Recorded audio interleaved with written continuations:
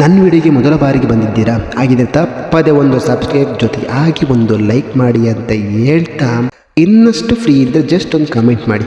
In case subscribe ಮಾಡಿದ್ದೇ ಆಗಿದ್ದಲ್ಲಿ ಒಂದು ಲೈಕು ಹಾಗೆ ಒಂದು ಕಮೆಂಟು ಮಾಡಿ ಅಂತ ಹೇಳ್ತಾ ಲೆಟ್ಸ್ ಗೋ ವಿಡಿಯೋ ಕಡೆ ಹೋಗೋಣ. ಹಾಯ್ ಹಲೋ ನಮಸ್ಕಾರ. ನಮ್ಮ ಚಾನಲ್ಗೆ ಯಾರೆಲ್ಲ ಸಬ್ಸ್ಕ್ರೈಬ್ ಮಾಡಿಲ್ಲ ದಯವಿಟ್ಟು ಸಬ್ಸ್ಕ್ರೈಬ್ ಮಾಡಿ ಅಂತ ಹೇಳ್ತಾ ಬನ್ನಿ, ಇವತ್ತು ನಾವು ಎಲ್ಲಿಗೆ ಹೋಗಿದ್ದೀವಿ, ಏನೆಲ್ಲ ಮಾಡ್ತೀವಿ ಅಂತ ಹೇಳ್ತೀನಿ. ಶ್ರೀ ತಾಯಿ ಪುಟ್ಟಮ್ಮ ದೇವಸ್ಥಾನಕ್ಕೆ ಹೋಗಬೇಕಾಗಿದ್ದ ನಾವು ಆನ್ ದ ವೇ ಅಲ್ಲ ಅಂತೇಳಿ ಹೋಗಿದ್ದಿಲ್ಲೇ ಗೊತ್ತಾ. ನೋಡಿ, ಇಲ್ಲಿಗೆ ಬೇಲೂರು ಟೆಂಪಲ್ಗೆ ಹೋಗಿದ್ದು ನಾನಂತೂ ಸುಮಾರು ಒಂದು 5 ವರ್ಷಗಳ ಕಾಲ ಈ ಟೆಂಪಲ್ಗೆ ಬಂದೇ ಇಲ್ಲ. ಕಾರಣ ನೂರಾರಿದ್ದಾವೆ, ಅದಲ್ಲ ಮ್ಯಾಟ್ರು. ಓಕೆ, ಬೇಲೂರು ಟೆಂಪಲ್ಗೆ ಫೈನಲಿ ಬಂದೇವೆ. ಇಲ್ಲಿರೋಂಥ ಸೌಂದರ್ಯ ಅಥವಾ ಕೆತ್ತನೆಯ ಸೌಂದರ್ಯವನ್ನು ಇಲ್ಲಿ ನೋಡಲು ಕಣ್ ತುಂಬಿಕೊಳ್ಬೋದು. ಇಲ್ಲಿ ಕೆತ್ತಿರೋ ವಾಸ್ತುಶಿಲ್ಪವನ್ನು ಕಣ್ ತುಂಬಿಕೊಳ್ಬೋದು. ಜೊತೆಗೆ ಬನ್ನಿ ಇದರ ಇತಿಹಾಸವನ್ನು ಸ್ವಲ್ಪ ಅರಿಯೋಣ. ಇದರ ಇತಿಹಾಸ ಏನು ಹೊಸದೇನಲ್ಲ, ಎಲ್ಲರಿಗೂ ತಿಳಿದಿರುವಂಥದ್ದು, ಎಲ್ಲರೂ ತಿಳಿಯಲೇಬೇಕಾದಂಥದ್ದು. ಇದು ಹಾಸನ ಜಿಲ್ಲೆಯ ಬೇಲೂರಿನಲ್ಲಿರುವ ಚೆನ್ನಕೇಶ್ವರ ದೇವಸ್ಥಾನ. ಹೊಯ್ಸಳರ ಸಾಮ್ರಾಜ್ಯದ ವಾಸ್ತುಶಿಲ್ಪ ಅತ್ಯುನ್ನತ ಕಲೆಯಾಗಿದೆ. ಇದನ್ನು 12ನೇ ಶತಮಾನದಲ್ಲಿ ದೊರೆ ವಿಷ್ಣುವರ್ಧನನು ನಿರ್ಮಿಸಿದ್ದಾನೆ. ಯಗಚಿ ನದಿಯ ದಡದಲ್ಲಿರುವ ಈ ದೇವಸ್ಥಾನವು ಸಂಕೀರ್ಣ ಕೆತ್ತನೆಗಳು, ಮದನಿಕ ವಿಗ್ರಹಗಳು ಮತ್ತು ಹೊಯ್ಸಳ ಲಾಂಛನಕ್ಕೆ ಹೆಸರುವಾಸಿಯಾಗಿದೆ. ಇದು ಪ್ರಮುಖ ಐತಿಹಾಸಿಕ ಮತ್ತು ಯಾತ್ರಾ ಸ್ಥಳವಾಗಿದೆ. ಈ ದೇವಸ್ಥಾನವನ್ನು ನಿರ್ಮಿಸಲು ಮೊದಲ ಕಾರಣ ಏನೆಂದರೆ ಇಲ್ಲಿದೆ ನೋಡಿ. 12ನೇ ಶತಮಾನದಲ್ಲಿ ಅಂದರೆ ಕ್ರಿಸ್ತಶಕ 1117ರಲ್ಲಿ ಹೊಯ್ಸಳ ರಾಜ ವಿಷ್ಣುವರ್ಧನನು ತಲಕಾಡಿನ ಮೇಲೆ ವಿಜಯ ಸಾಧಿಸಿದ. ಇದರ ನೆನಪಿಗಾಗಿ ನಿರ್ಮಿಸಿದ್ದಾನೆ.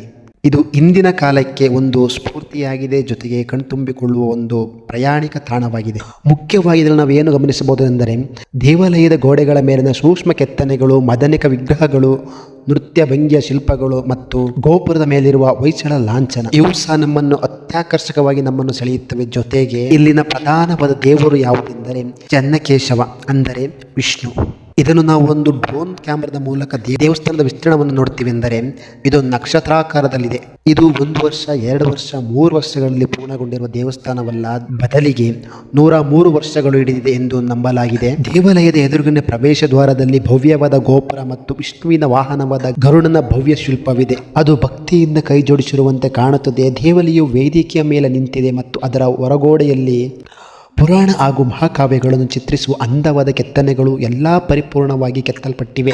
ದೇವಾಲಯವು ವೇದಿಕೆ ಮೇಲೆ ನಿಂತಿದೆ ಮತ್ತು ಅದರ ಹೊರಗೋಡೆಗಳಲ್ಲಿ ಪುರಾಣ ಹಾಗೂ ಮಹಾಕಾವ್ಯಗಳನ್ನು ಚಿತ್ರಿಸುವ ಅಂದವಾದ ಕೆತ್ತನೆಗಳು ಎಲ್ಲ ಪರಿಪೂರ್ಣವಾಗಿ ಕೆತ್ತಲ್ಪಟ್ಟಿವೆ. ಕೆಳಗಿನ ಫ್ರೀಜ್ನಲ್ಲಿ ಆನೆ ಮತ್ತು ಕುದುರೆಗಳು ಸರಣಿ ಕೆತ್ತನೆಗಳಿವೆ. ಆನೆಗಳು ಧೈರ್ಯವನ್ನು ಸಂಕೇತಿಸಿದರೆ ಕುದುರೆಗಳು ವೇಗವನ್ನು ಪ್ರತಿನಿಧಿಸುತ್ತದೆ. ಬೇಲೂರಿನ ಬಗ್ಗೆ ವರ್ಣಿಸಲು ಅಥವಾ ಮಾಹಿತಿ ಬಗ್ಗೆ ತಿಳಿಸಲು ಇನ್ನಷ್ಟು ನಿಘಂಟುಗಳು ಸಾವಿರಾರುಗಳಿವೆ. ಜಾಸ್ತಿ ಹೊತ್ತು ನಾವಿಲ್ಲಿ ಸಮಯ ಕಳೆಯದೆ ಹೊರಟಿದ್ದೇ ನಾವು ಹೋಗ್ಬೇಕಾದ ಜಾಗ ಪ್ರಥಮ. ಆಗ ಕಲೆಗೆ ಬೆಲೆಯಲ್ಲಿದೆ ಸ್ನೇಹಿತರೆ. ಕಲೆ ಅಂದರೆ ಆ್ಯಕ್ಚುಲಿ ಇದು ಒಂದೊಂದು ಸೂಕ್ಷ್ಮವಾದ ಕೆತ್ತನೆಗಳು ಏನು ಅಲ್ಟಿಯಾಗಿದ್ದಾವೆ ಅಂದರೆ ಅಲ್ಟ್ರಾ ಪ್ರೋ. ಒಮ್ಮೆ ಆದರೂ ಬನ್ನಿ ಬೇಲೂರಿಗೆ ಸ್ನೇಹಿತರೆ. ನೋಡ್ಬೋದು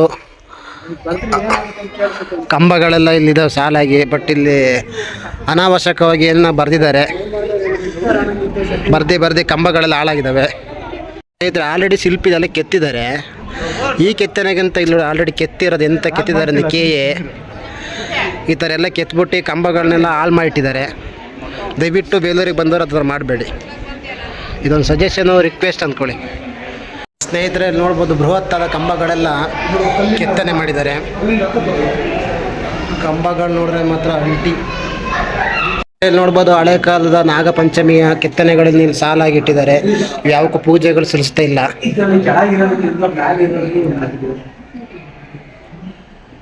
ನೋಡಿ ಸ್ನೇಹಿತರೆ, ಡಿಸೈನಲ್ಲಿ ನಾಗಪಂಚಮಿ ಇದ್ದಾವೆ.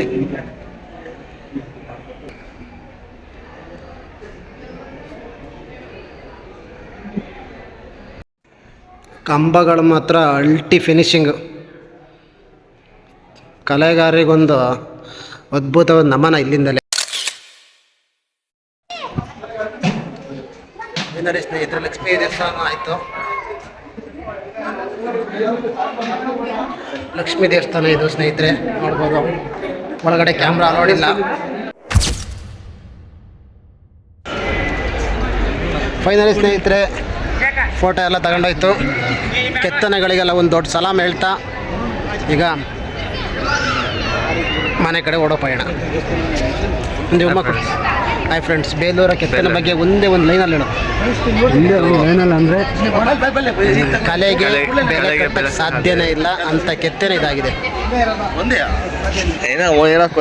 ಸರಿ ಹೇಳು, ಹೇಳ ಮರೆ, ಹೇಳ ನಾಚಿಕೆ ಬೇಡ. ಆಮೇಲೆ ಹಳೆ ಬಿಡು ಆಮೇಲೆ ಎಲ್ಲಿ ಅಲ್ಲ ಅರ್ಥ ಆಯ್ತು ಅನ್ಸುತ್ತೆ.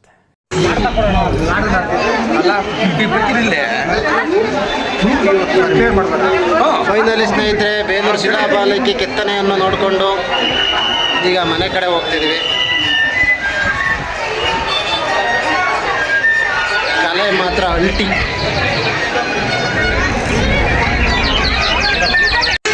ಓಕೆ, ಸಿಗೋಣ ಹೀಗೆ ಮುಂದಿನ ವಿಡಿಯೋದಲ್ಲಿ ಅಂತ. ಏಕೆ ಬಾಯ್. ಫೈನಲಿ ಸ್ನೇಹಿತರೆ, ಹಳೆ ಬಿಡಲಿದ್ದೀವಿ. ಪ್ರಥಮ ಕಡೆ ಹೊಟ್ಟಿದ್ವಿ. ಎಲ್ಲ ತರಕಾರಿ ಐಟಮ್ಗಳು ತಗೊಂತಿದ್ದಾರೆ.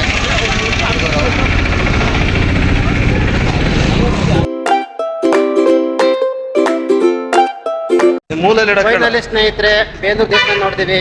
ಈಗ ಹಳೇಪುರ ದೇವಸ್ಥಾನ ಹತ್ರಕ್ಕೆ ಹೋಗ್ತಿದ್ದೀವಿ. ದೇವಸ್ಥಾನ ನೋಡೋಕ್ಕಾಗಲ್ಲ, ಹುಡುಗರೆಲ್ಲ ಐಟಮ್ ತಗೊಂತಿದ್ದಾರೆ, ಬೇಡ ಅಂತಿದ್ದಾರೆ. ಆ ಗ್ಯಾಪಲ್ಲಿ ನಾವು ಹೋಗಿ ಬರೋಣ ಅಂತ ಹೋಗ್ತಿದ್ದೀವಿ. ಹಳೇಪುರ ದೇವಸ್ಥಾನಕ್ಕೆ ಎಂಟ್ರಿ ಕೊಟ್ವಿ. ಇಲ್ಲಿರುವಂಥ ನಂದಿ ಒಳಗಡೆ ಇರುವಂಥ ಕೆತ್ತನೆಗಳು ಅವನ್ನು ಸೂಕ್ಷ್ಮವಾಗಿ ಗಮನಿಸಲಾಗಲಿಲ್ಲ.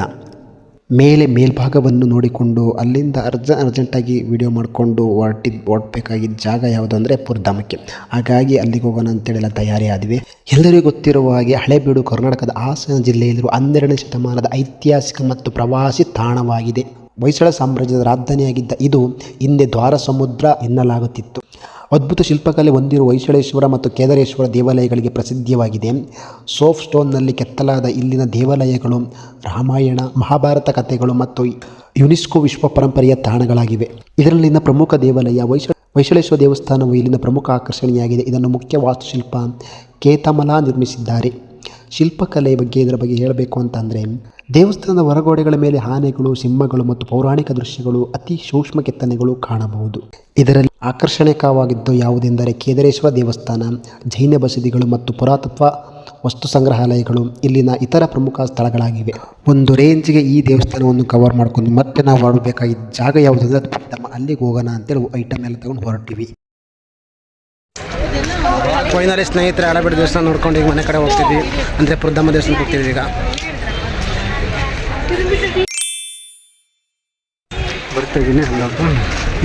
ಫೈನಲಿ ಸ್ನೇಹಿತರೆ, ಈಗ ಹಳೇಬೀಡು ಮುಗಿಸ್ಕೊಂಡು ಬೇಲೂರು ಮುಗಿಸ್ಕೊಂಡು ಪುರಧಾಮದ ಕಡೆ ಪಯಣ ಮಾಡ್ತಿದ್ದೀವಿ.